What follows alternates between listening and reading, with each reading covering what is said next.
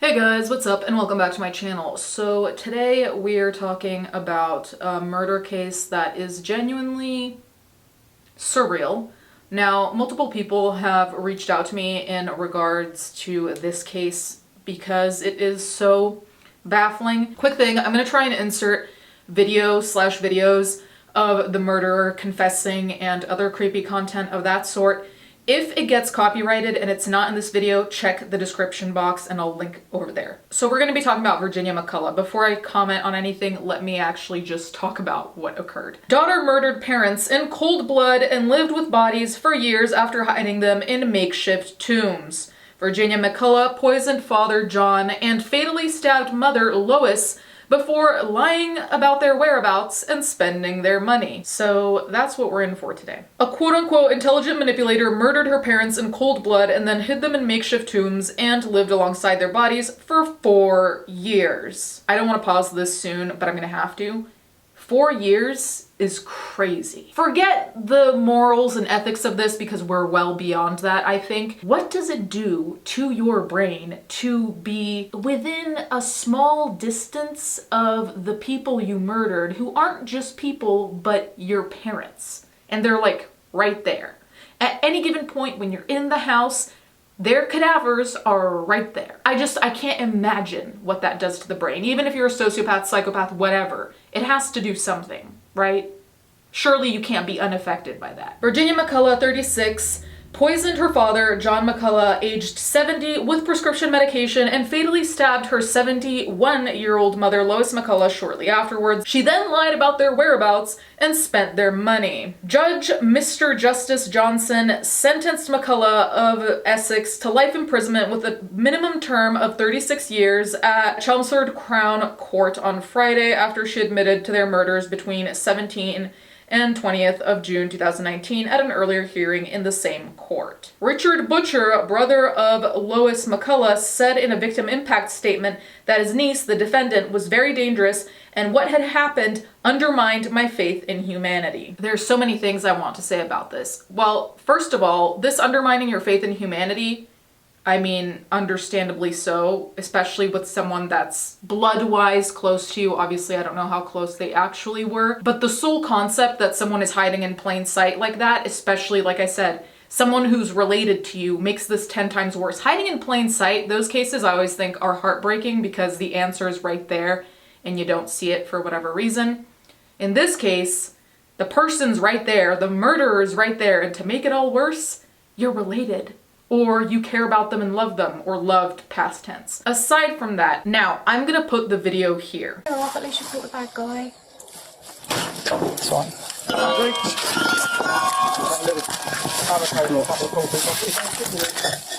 No one in here at the moment. Hold on. Stay where you are. Stay where you are! Show me Stay where you are, show your your hands. Yeah. Jenny? Yep. Jenny? Yeah. Cool. The time is 12:12. You're under arrest on suspicion of murder against Jonathan McCullough and Lars McCullough. Alright, your arrest is necessary for a prompt and effective. Is there anything in the pocket we should know about? Yes, there Where? is. Can I take you to it? No, you can tell me. My dad's body's in there. Right, okay. Yep, okay. Obviously I'll Where about say, your mum? a little bit more complicated. Okay. Where will we find your mum? Okay, so upstairs there are about 5 wardrobes. Yep. It's behind the bed at the back next to the sink. That's the second one. I did know that this would kind of come eventually. It's proper that I serve my punishment. So, yeah.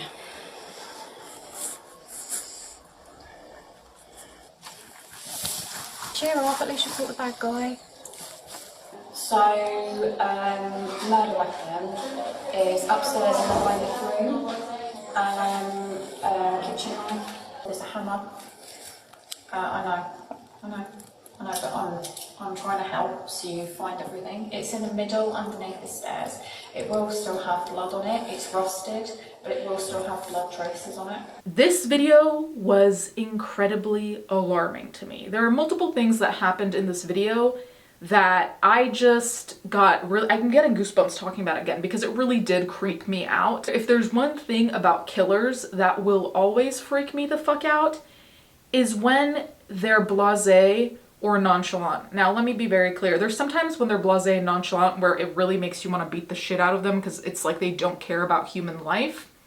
And I think that that is partially here, but I think the reason this creeps me out as opposed to making me like viciously angry or in a rage is that this person seems to have some kind of disconnect, which is no excuse. But you know when you look at someone and you're like, wow, they just really don't feel anything. That's what it looks like to me. Now granted, I don't know shit, so that's just my opinion. Absolutely cold / casual exterior of like, oh yeah, my mom's behind the bed by the sink, whatever. To me, that's someone, like I said before, living with these bodies near you, I feel like did something, and whether or not she realizes it, it has to have, because I think we can all agree this, well, first of all, killing your parents isn't normal, but this is not a normal way to tell the police what's going on in the household. And aside from that, she made the comment saying, oh, cheer up, at least you caught the bad guy. I think even the police was like, what the fuck? Obviously, this was never going to be a case of being likable or unlikable, if that's even a conversation we're having about killers. But honestly, at this point where we are in the internet, I have no faith in the internet. But I think that that makes it so much more heinous, because it's like you're really making a joke about cheering up the police because they found the bad guy, which is you, and the reason that you're a bad guy is because you killed your parents. And this is the time we decided it's Joker comedy show. McCullough poisoned her father, who worked as a university lecturer at Anglia Ruskin University, with prescription medication that she crushed and put into his alcoholic drinks. Then, a day later, she beat her mother with a hammer and fatally stabbed her. The sentencing hearing was told she hid their bodies in makeshift tombs at the family home in Pump Hill, then told persistent lies to cover her tracks. She ran up large debts on credit cards in her parents' names, and after their deaths, she continued to spend their pensions. The court heard she canceled family arrangements and frequently told doctors and relatives her parents were unwell, on holiday, or away on lengthy trips. Now, this is another part of this story which is super surreal to me, and granted, it is a minor thing in the grand scheme of things, but the fact that she was able to keep up lies for years, that is insane to me. Not just, keeping up lies with other people, but even keeping track of the lies you're telling. And aside from that, also the mental toll that that takes. Because I don't know about you guys, but telling lies is stressful. So keeping up with telling those lies and being stressed out about not being caught in a lie, especially a lie like this, and continuing to persistently lie, and continuing to know that people are going to ask you where your parents are and you're going to come up with a new thing, or you have to keep the narrative going. All of that sounds absolutely draining. On top of everything else, that sounds draining. And on top of everything else, you need to get your lies pretty straight, because you have to tell all the people asking you the same shit, which I feel like would be difficult as well, to keep track on which lie you told to who and when you have to update them on the new lie. I don't know, I feel like that requires a lot of organization mentally. Maybe that's just me though. Aside from that, again, I don't know what the family status is, because if the family isn't super close, there are plenty of families that barely see each other once a year, so it's possible to get away with a lot if the family is not like the families that meet up every 2 weeks, right? But since I don't know the closeness, it's also like keeping up a lie that you don't see family members for 4 entire years, that is a lot of dodging. Especially because this isn't just not seeing them, this is not talking to them either. If she could still manipulate something to make it seem like it was their voices or something, but this is them being completely MIA, which is the crazy part too. But concerns for Mr. and Mrs. McCullough's welfare were raised in September 2023 by a GP at their registered practice. An Essex County Council safeguarding team referred these to the police. The GP had not seen the couple for some time and said Mr. McCullough had failed to collect medication and attend scheduled appointments. It was found McCullough had frequently canceled appointments, using a range of excuses to explain her father's absence. Police said a missing persons investigation was initially launched, and McCullough lied to officers, claiming her parents were traveling and would be returning in October. That's so crazy to me, because what do you think is gonna how are you gonna conjure them in October? I mean, I get it, you're buying time, but it probably would have been more believable at that point to say that they went out and never came back, as opposed to, oh yeah, they're coming back in October, because what the fuck are you gonna do once October gets there? It became a murder investigation when officers entered to the house on the 15th of September 2023. McCullough confessed her parents' bodies were in the house and that she'd killed them. In a body-worn video footage released by police, a handcuffed McCullough told officers,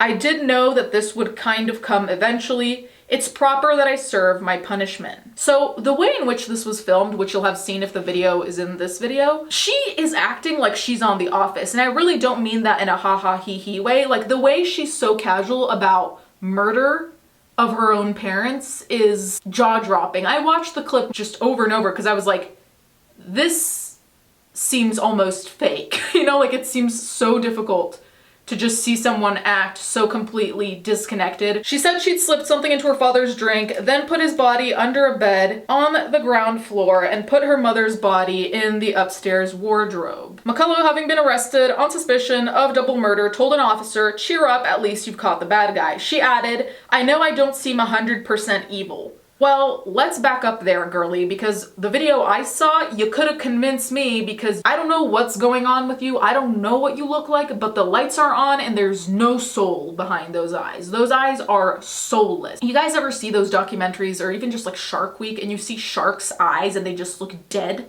That. Very that. At the police station, she told officers where a kitchen knife was, which she described as a murder weapon, and a hammer, which she said will still have blood on it. Now, the way she said it still has blood on it in the video is also creepy as fuck because it literally sounds like she's talking about forgetting something in the car. Like, oh yes, my glasses are in the car. Oh yes, there's still blood and rust on the knife. And it's like, okay. I don't know how the police kept their composure because watching that, I did not know how to react, but I guess they're trained for that. Essex police said documents found at the address built a picture of a woman who was trying desperately to keep her parents from discovering the depth of the financial black hole she continued to dig, while giving them false assurances about her employment and future prospects. Passing sentence, the judge told the defendant she was almost 60,000 pounds in debt before the killings, and that she span and maintained an elaborate, extensive, and enduring web of deceit over months and years. Mr. Justice Johnson described her actions as a gross violation of the trust that should exist between parents and their children, and that's putting it mildly. He said, "I'm sure a substantial motive for each of the murders was to stop your parents discovering that you'd been stealing from them and lying to them, and to take money that was intended for them." McCullough, who was shoulder-length dyed blonde hair and wore a purple top, nodded to the judge before she was led from the secure dock to the cells. Christine Agnew, KC, mitigating for McCullough, told the court the defendant says, "I'm a happier person in prison than I was outside." Detective Superintendent Rob Kirby of Essex Police said Virginia McCullough murdered her parents in cold blood. Her actions were considered meticulous and carried out in such a way as to conceal what she had done for as long as possible. These were the actions of someone who had taken time to plan and carry out the murder of her parents in the interest of self-preservation and personal gain before living within meters of the bodies of her two victims for a number of years.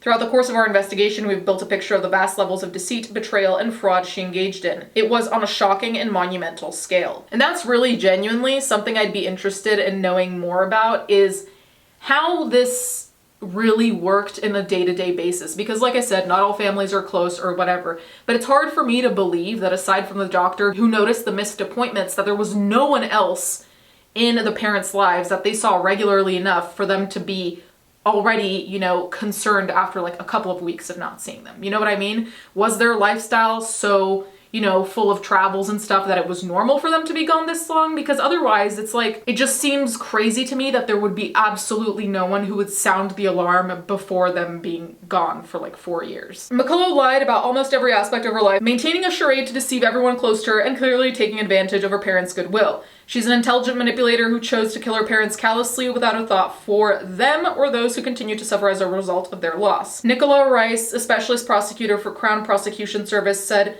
McCullough callously and viciously killed both of her parents before concealing their bodies in makeshift tombs within their home address. She spent the next 4 years manipulating and lying to family members, medical staff, financial institutions, and the police, spending her parents' money and accruing large debts in their name. She added, "This was a truly disturbing case, which has left behind it a trail of devastation, and I can only hope that the sentence passed today will help those who loved and cared for Lois and John begin to heal." I don't even know what to say. This is why it all sounds surreal, because for this to have worked for 4 years, a lot of things had to work in McCullough's favor. Now granted, some of this is purely based on her effort and her lying, concealing, whatever.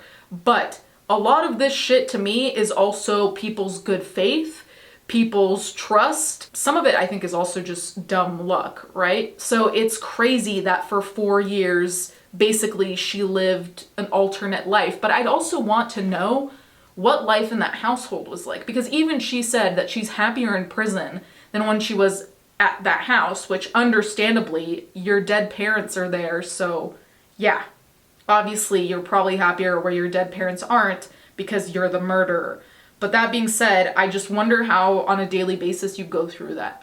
Anyway, you guys can let me know what you think in the comments down below. Thank you guys so much for watching. Thank you to my patrons as always, and I'll catch you guys next time.